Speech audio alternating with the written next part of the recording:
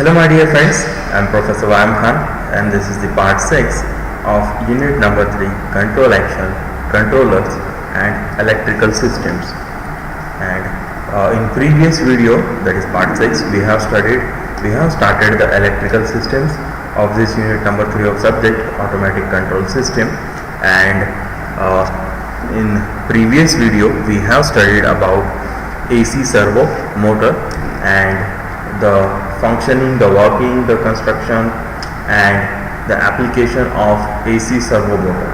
In today's part we will be studying the DC servo motor and what are the various types of DC servo motors that are used in your applications, in your industrial applications. So without wasting time, I'll begin with the class. So this is the general figure that we used in previous video also. So this shows the working of a servo motor. So this is your servo motor. Whenever I'm saying servo motor, it means it is having a motor either AC or DC connected with a servo mechanism like encoder or potentiometer, which is used as a position sensor, or you can also call them as feedback sensors because they generate a feedback signal and give to the error detector, where that error detector compares that feedback signal with the target position of the shaft. For example, if the target position of the shaft is 45 degrees and your actual position of your shaft is 40 degrees, so there is an error of 5 degrees. So that error shall be rectified, and that can be rectified by using moving the motor and gears. Okay, so that error signal is generated from the error detector, which is given to the controller, where the controller controls the motor. The rotation of the shaft is done with the help of motor, and that motor controls the rotation of the gears. Hence you achieve your target position. So this is how a servo motor works. So you can use either encoder or potentiometer for detecting the position of the motor shaft. Okay, so let us discuss DC servo motors. As we all know that any electrical motor can be utilized as a servo motor, okay, if it is controlled by a servo mechanism like this encoder, potentiometer, gears. Okay, so if you are controlling that motor with the help of a servo mechanism, so that specific motor will be called as servo motor. And if the motor that is used in this servo mechanism or in this servo motor is a type of DC motor, then that specific mechanism will be called as DC servo motor.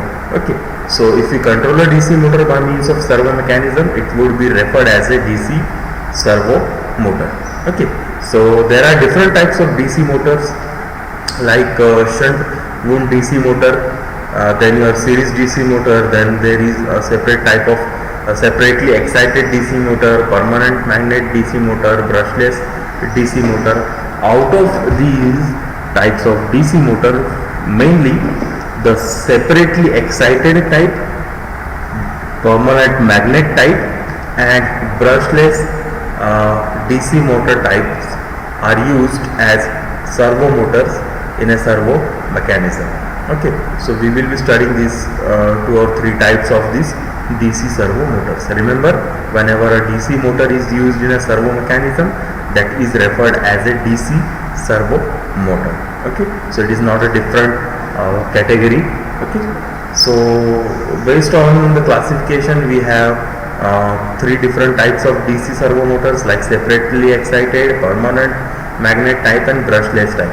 Okay, so let us begin with the separately excited DC servo motor. This motor has a different, or you can say has a separate DC source for field winding. So there is field winding, then there is armature winding. So for field winding we have a separate power source, okay, that is a DC type, direct control or direct current type, and the controls can be achieved either by controlling field current or armature current. So there are 2 different windings like field winding and armature winding. So there will be two currents flowing in it.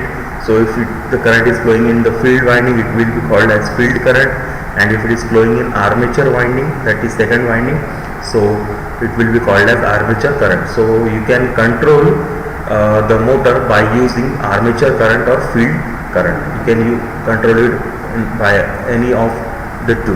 Okay, by controlling any of the two. So if you are controlling it by using field current, then it will be called as field controlled DC motor, and if it is controlled by armature current, then it will be called as armature controlled DC servo motor. Okay, so both of them have some specific advantage over each other. So field control has some advantages, armature control has also some specific advantages. So we will see them in next part, and let us begin with the field controlled DC servo motor. So separately excited means your field winding and armature winding will be having separate DC source. So we will not be using any kind of AC alternating current here. So the figure here shows a field controlled DC servo motor, and the arrangement is like this. So there is a field inductance, that is your field winding, then there is your armature winding. So armature is connected to a constant current source. So armature is connected to a constant current source, whereas the field winding is connected to an amplifier. Okay, so this amplifier is used to amplify the error signal. So your field winding is connected to the error signal. So error signal will be given to the field winding, and the current will be given to the armature winding. Remember these things. Okay, so arrangement is like this. Again, field winding is having amplifier connected to it, which is amplifying the error signal. So your error signal will be given to the field winding. Okay, so so DC motor is excited by the amplified error signal, and armature in this type of DC motor, in this arrangement the field of DC motor is excited by the amplified error signal, which is given to the field winding, and armature winding is energized or is excited by a constant current source. So this is the arrangement of your DC servo motor field control type. Okay, so what happens and what are the different things about this? Let us see. As the field of DC servo motor is excited by amplified error signal, the torque of motor, that is rotation of the motor, can be controlled by amplified error signal. So since your field winding is responsible for the excitation, and it is responsible because of the amplified error signal, so therefore the rotation or the torque which is produced by the motor can be controlled by controlling the error signal. Okay, now if the constant armature current is large enough, then every little change in the field current causes corresponding changes in the torque of the motor shaft. Okay, so if this is large, so a small change in this in your field current can also cause a corresponding change in the torque of the motor shaft. Okay, so remember that the torque is controlled by your error signal, amplified error signal. From general torque equation of a DC motor, it is found that torque is directly proportional to phi Ia. So your phi is field flux and Ia is your armature current. Okay, but here you can see that this Ia is nothing but your armature current. So this Ia is kept constant. So armature current, because it is connected to a constant current source, so armature current is constant. So that means T will be directly proportional to the magnetic, or you can say it will be directly proportional to the field flux. So T is directly proportional to phi. Okay, so you can see that this is a very specific thing mentioned here, that is torque is directly proportional to the field flux. Okay, it is not dependent on current now. So as the field flux increases, the torque also increases. So that can be increased by your increase in the amplified error signal. Okay, so it is totally dependent on this side, field winding. Second thing, the direction of rotation can be changed by changing the polarity of the field. So if you change the polarity of the flux field, you can change the direction of rotation of the shaft, and the direction of rotation can also be altered by using split field DC motor, where field winding is divided into two different parts. One half of the winding is wound in clockwise direction and other half is wound in anti-clockwise direction. So the field winding only is you can say is divided into two types, and first part will be in clockwise direction, where the other part will be in anti-clockwise direction. So this is about how you can control the direction of the field controlled DC servo motor. Then there is one important thing that is to be mentioned here, that is your magnetizing saturation curve. So the field in this motor, the field is controlled below the knee point. So this is a knee point for a magnetizing saturation curve, which is plotted against magnetic field intensity, or you can say magnetizing current versus the magnetic flux density. So this curve has a knee point where it bends. So your field is controlled always below the knee point. That's why it is highlighted by yellow color here. At that portion of the curve, MMF linearly varies with excitation current.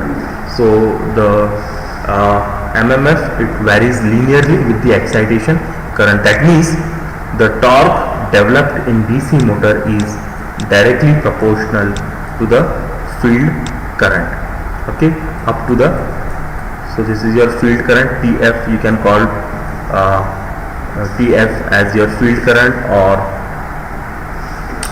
it is directly proportional to the torque. Okay, up to the knee point, up to the knee point. Next one is armature controlled DC servo motor. So it is exactly reverse to your field controlled DC servo motor, in which the field winding is connected to the amplifier. Here the armature controlled DC servo motor, in this field winding is connected to a constant current source, and the armature winding or your armature is connected to a amplifier where the amplified error signal is given. So here in this part, armature is energized by an amplified error signal. In this armature controlled DC servo motor, the armature is energized by an amplified error signal, and field is excited by a constant current source. So field winding is having constant current source here, and armature is having an amplifier connected to it. So the construction is exactly opposite to each other. Now here field is energized. Since field is energized by a constant voltage, that is constant current source, so flux here is a constant, that is your phi here is a constant. Okay, now as the armature of DC motor is less inductive and more resistive, the time constant of armature winding is small enough. This causes quick change of armature current due to sudden change in armature voltage. So the response of your armature controlled motor is faster as compared with the field controlled DC servo motor, because the thing here with the armature controlled DC servo motor is that armature of this motor is less inductive and more resistive. Okay, which causes the time constant of armature winding to become small enough, and hence it can cause quick change of armature current due to sudden change in armature voltage. So small change in your armature current can also cause a quick response. So that is why dynamic response of armature controlled DC servo motor is faster. It is fast as compared with the field controlled DC servo motor. Okay, remember this thing. This is the advantage of armature control over field control. So the direction of rotation of the motor can be easily changed by reversing the polarity of error signal. So you simply reverse the polarity of error signal, that will cause the change in the direction of motion of the shaft. Okay, since the field will also get changed, and again at saturation the field flux is maximum. So as we said earlier, the torque equation of DC motor is T phi Ia, where Ia is your armature current. Now this phi here in this armature control type is constant.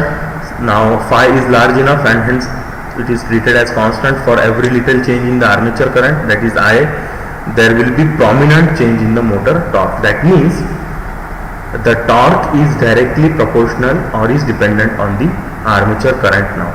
Okay, previously this armature current was constant, here flux is constant, hence it is dependent on Ia. That means servo motor becomes much sensitive to the armature current. So this motor is now sensitive to this armature current. Previously it was sensitive to this field current or your flux. Okay, so the field is operated at well beyond the knee point of magnetizing saturation curve.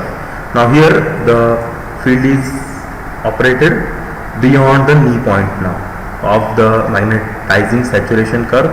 In this portion of the curve, for huge change in magnetizing current, there is small change in MMF in the motor field. Okay, and this makes the servo motor less sensitive to the change in the field current. Okay, so it is less sensitive to this change in the field current. Okay, but is more sensitive to this armature current. Actually, for this armature controlled DC servo motor, we do not want that this motor should respond to any change in the field of change in field current. So it is not required for this motor to respond to any change in the field current, in winding current. Okay, so therefore this motor proves to be some more useful in applications. Let us discuss about permanent magnet DC servo motor. Here field control is not possible in this permanent type of magnet DC servo motor, and the working is quite similar to the armature controlled DC servo motor. It is having similar kind of working, only the winding is replaced by your permanent magnet. Okay, so that is about a DC servo motor. This is the working of DC servo motor, and it is very important to study it. Okay, in next video we'll study more about these motors. We'll study about stepper motor, then we will also study about how to control these two motors, this AC servo motor and DC servo motor, what are the various applications of these motors.